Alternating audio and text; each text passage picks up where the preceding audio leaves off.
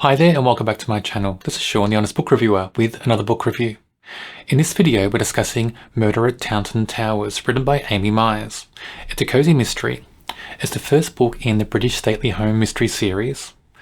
I like this book. It has a very British feel to it. So, if you're after a cosy mystery that's very loud, loud characters, loud scenes, that sort of thing, this book may not be for you. It's very understated. It's very British. It's very quaint. There's just so many things in here that remind me of a British feel. That's just how I can explain this book the best, I think. With the characters, with the setting, with just the scenes, the way the plot moves forward, the way everything just goes about in this story. It's very British. But I liked it. I thought it was an enjoyable read. I thought the mystery was quite fun. I quite liked the way certain things played out in this story, really hooked me into the story. So overall, I think it's a good read. If you like British style cozy mysteries, this is a book for you.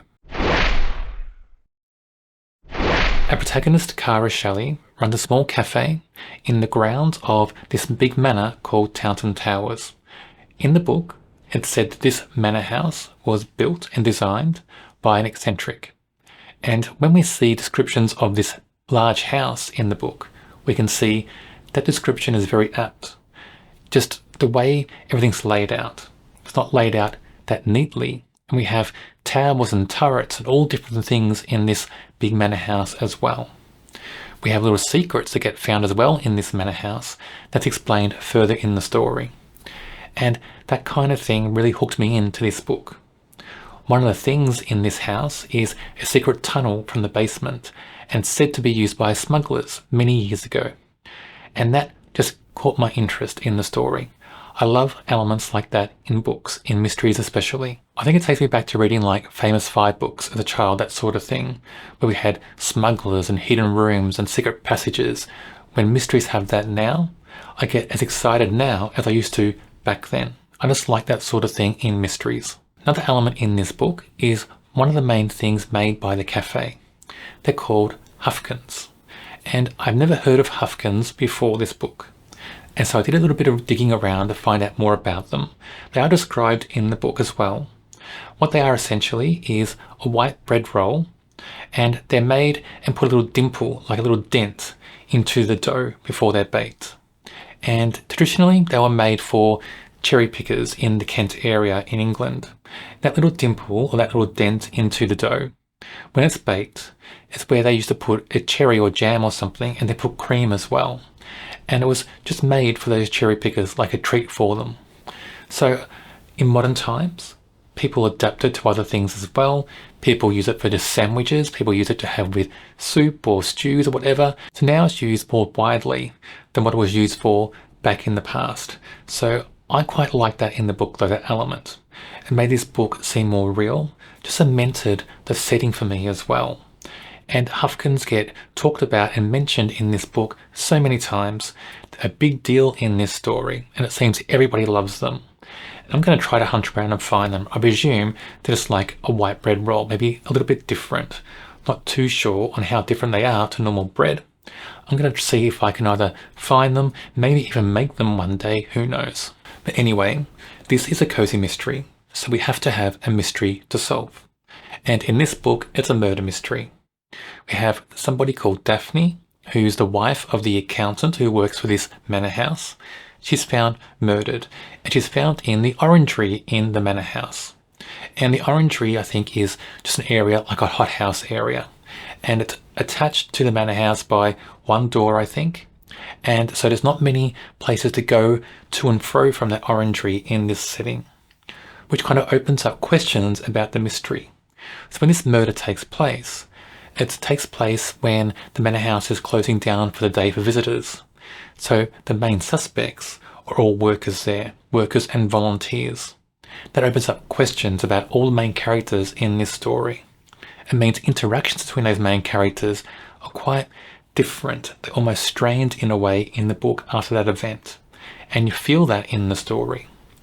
And you see most events in this book through Kara's eyes, Kara being the protagonist. We do get little points of view chapters, little snippets from other characters, but mainly Kara. When we see points of view from other characters, it's usually when something in this mystery progresses to a certain point, and then certain characters are thinking about that, thinking about how it affects them, and thinking about how it impacts their role in the manor house as well. And certain characters in the book, they seem a little bit dubious. You have doubts about them. And it's all because of the way they interact in the story with Kara and other characters, but also those little snippets, those little points of view from those characters as well. We get certain characters who are very jealous if somebody seems to be, coming onto their patch in a way, stepping on their toes. And you get jealousies, you get intrigue. Some characters, they go past jealousy sometimes in their thoughts, and you think they could be quite dangerous if they're pushed too far. You get all that in this story, and I think that adds to the whole murder mystery element in this book very well. And I just like the way it plays out. To me, it almost has like an Agatha Christie kind of feel in those moments. We have those small snippets, those small points of view, not chapters, like segments of chapters, when they're thinking about the events and how it affects them. That just feels like an old school detective kind of story to me, because it opens up those questions. And Kara, being the protagonist, has to delve in and try to find out the truth. She's managing kind of gossip. She's hearing gossip, wondering if it's true. She's sifting through fact and fiction. She's trying to question people. And one of the things I like about her questioning people in this story is she doesn't get it right straight away. She's learning, and she's self-aware. She's self-aware about the way she interacts. Is she pushing people too far? Is she saying things too early? Laying her cards on the table, if you will. But I do like a lot of the red herrings in this book as well. And a lot of those red herrings are because of the way characters interact and they talk, they carry themselves in the story. Not so much clues that are found all the time, but more about the characters themselves, how they're portrayed in the story. For instance, one character is like the main tour guide in this manor house. And he's very hungry to get ahead in his career. And he hates when anybody steps on his toes. And the victim was stepping on his toes early on. And that makes you wonder. He didn't like the victim because of that. And he'll do anything to make sure that anybody who gets in his way is pushed aside. He starts rumors about people. His thoughts are quite dark sometimes about people, even the protagonist. And I like that in this story because it makes you wonder about that character all through the book. We have an archivist, like a historian with records and papers. And a lot of the time he seems just innocent. He seems, too nice. He seems too gentle to cause harm. But he doesn't like anybody getting in the way of how he manages those records, those old books, and those old documents. If anybody gets there and makes a bit of a mess, or if they discover something he didn't know, he gets quite upset. And it's very upset in the book he gets. And you wonder, could that drive him to do something terrible? You don't know. More questions about a character in the story.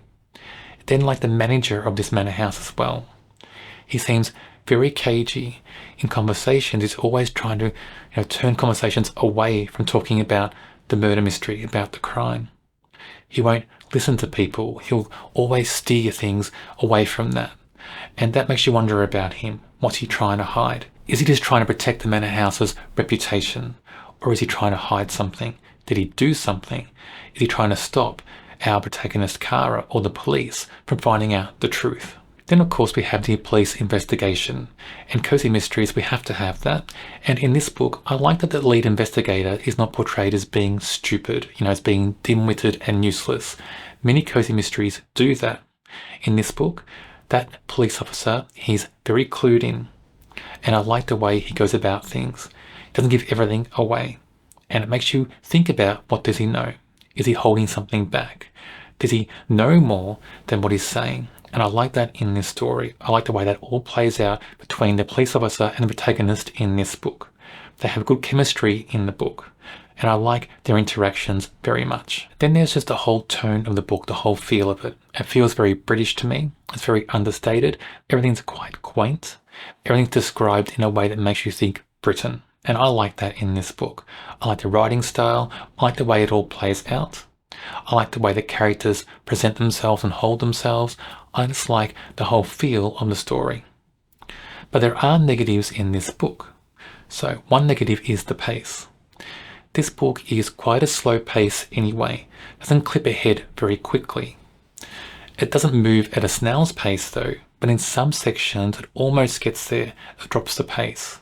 When you have a book that moves quite slowly, you don't want to drop the pace at all in that story. And it happens sometimes in this book. Another negative is with the main character. She runs this cafe. And in most cozies, if a character runs a cafe or is running a business of some sort, they spend a lot of time, working in that business, doing the job in the book. But Kara really doesn't spend a lot of time in the cafe. Understand why? Because in this book, if she did, she can't investigate the mystery. She can't go to the manor house and hunt for clues and find hidden things. So there's a reason for that in the story. But I think that we need to see that main character play a bigger role in her own business in a cozy mystery. But overall, I like this mystery. I like the tone and feel of the story. I like the characters. I like the setting. I like the hidden things being discovered in the book. They really hooked me into the story. Those things that remind me about mysteries I read as a child. They're in this book, and they just deliver the same kind of feeling that I had as a child reading mysteries into this story. So I enjoyed that a lot. Kara is a great protagonist in a cozy mystery. The two main things I like about her sense of adventure on a hunt for clues. I like that in a protagonist in a mystery. And also her being self-aware that she's not a professional, that she's learning. She's very amateur at the start of this story and she's learning, but her self-awareness of that makes her feel so more real in the book. One negative about her is the way she gets defensive when she talks to the police officer in this book. And her being defensive most of the time is for no reason. So that felt strange in the book. I couldn't work out why she was on the defensive foot so early on in a conversation. It almost seemed like that investigator would say hi to her and then she would get defensive for some reason straight away. That was strange in the story. So despite her being a great protagonist, that little element to her whole makeup as a character was odd for me in the book. Max is currently the lord of this manor, and he's like a stereotype in the story. He's a professor of history, I think, in the book, but he just seems fixated in his own world, and his world revolves around a painter, and he loves this painter's artwork and everything, every little aspect of his life, of the manor house as well. He ties in to this painter in some way. It happens all the time in the story. So it's like a stereotypical view of a character, that kind of rich character who has like a one-track mind about something they're very interested in and doesn't seem that interested in other things. That's what you get in this book with this character. But I like this character a lot. I like his conversations with people. I like the way he gets excited about things as well. So most of the time you get a feeling that he doesn't really enjoy other people's viewpoints, but when he gets hooked onto other people's viewpoints, he follows through with that with great energy, and he just gets so involved in it that nothing else matters. And I like that in this book. I like that character, the way he handles things in the story. Andrew is the police officer in charge of the investigation in this book. I like he's not described as being inept, as being stupid. In so many cozy mysteries, the police officer in charge is described as being useless. In this book, he's not. He's clued in. He's very shrewd. He's very clever. He holds things to his chest, doesn't give everything away. But he seems to kind of, needle out clues and information from people all the time. And I like that. I like the way he's portrayed. I like his conversations in the book. I like his interactions with Kara, the protagonist. I like everything about Andrew in the book. I enjoyed this book quite a lot. There are negatives to it. It is quite slow for a cozy mystery. It's very subdued for a cozy mystery, but I like the feel of it. I like the British feel. I rate this a 3 out of 5. This being the first book in a series, I'm very interested to see more books in this series and I would read them. This has caught my interest. I like the setting, I like the characters, I like the British feel to it. I like the fun feel in there as well, that hunt for kind of hidden clues and hidden rooms and hidden doorways in the manor house really caught my attention. On my channel, I review many cozy mysteries. If you enjoy cozy mysteries, check out my channel and subscribe. On the screen now is a link to another video for a book I'm sure you'll enjoy.